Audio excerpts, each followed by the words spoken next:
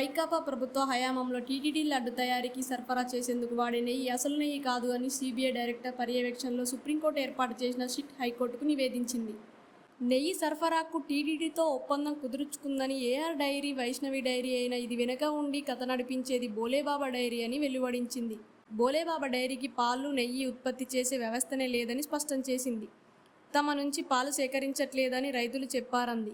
Bhole Baba dairy palm oil, రసాయనాలు, ముడి పదార్థాలతో నకిలీ నెయ్యి తయారు చేసే ఏఆర్ డైరీ, వైష్ణవి డైరీ ద్వారా టీటీడీకి సరఫరా చేస్తున్నట్లు తమ విచారణలో తెలిసిందని పేర్కొంది. ముందుగా రచించిన ప్రణాళిక ప్రకారమే ఏఆర్ డైరీ, వైష్ణవి డైరీ ముందు పెట్టినట్టు బోలేబాబా డైరీ వ్యవహారాన్ని నడిపింది అని సీబీఐ తార న్యాయవాది పీఎస్పీ సురేష్ కుమార్ గురువారం హైకోర్టులో వాదనలు వినిపించారు. తిరుమల కల్తీ నెయ్యి కేసులో సిట్ దూకుడు పెంచింది. ఇప్పటికే టీటీడీ ఉద్యోగులను అధికారులు విచారిస్తోంది.